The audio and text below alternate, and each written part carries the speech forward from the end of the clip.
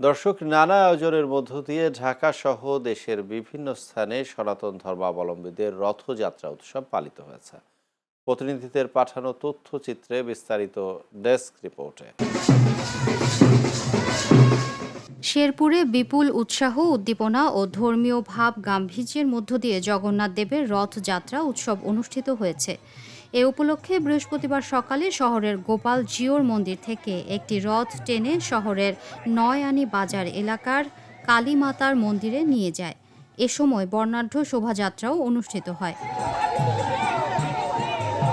মাগুরা সদর উপজেলার শক্রুজিতপুর জগন্নাথ মন্দির ও মহাশ্মশান আশ্রমের রথযাত্রার উদ্বোধন করেছেন সংস্কৃতি মন্ত্রী অ্যাডভোকেট নিতাই রায় চৌধুরী। বৃহস্পতিবার অনুষ্ঠানে বিশেষ অতিথি ছিলেন মাগুরা সদর উপজেলা নির্বাহী অফিসার মেহেরুন নেসা হার সহ অন্যান্যরা।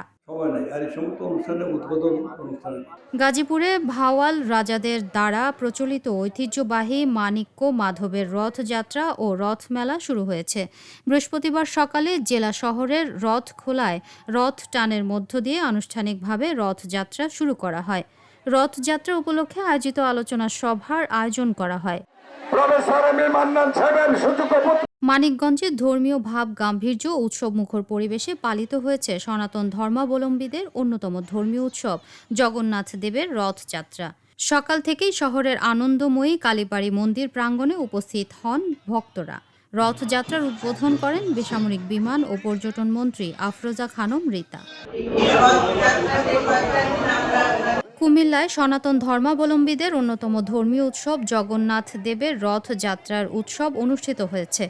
এ উপলক্ষে বৃহস্পতিবার দুপুরে আন্তর্জাতিক কৃষ্ণ ভাবনামৃত সংঘের উদ্যোগে কুমিল্লা জগন্নাথপুর জগন্নাথ দেবের মন্দিরে ধর্মসভা, ভক্ত সমাবেশ ও বর্ণাঢ্য শোভাযাত্রার আয়োজন করা হয়।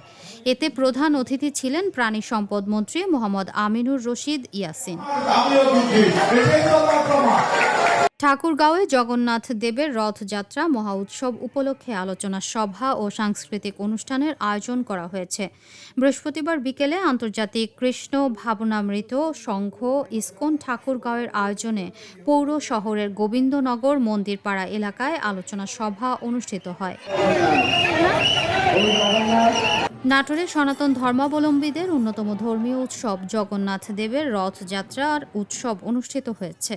বৃহস্পতিবার বিকেলে আষাঢ় মাসের শুক্লপক্ষের দ্বিতীয়া তিথিতে শুরু হওয়া এ উৎসব উপলক্ষে দেশের বিভিন্ন স্থানের মতো নাটোরেও বর্ণাঢ্য শোভাযাত্রা ও ধর্মীয় কর্মসূচির আয়োজন করা হয়েছে।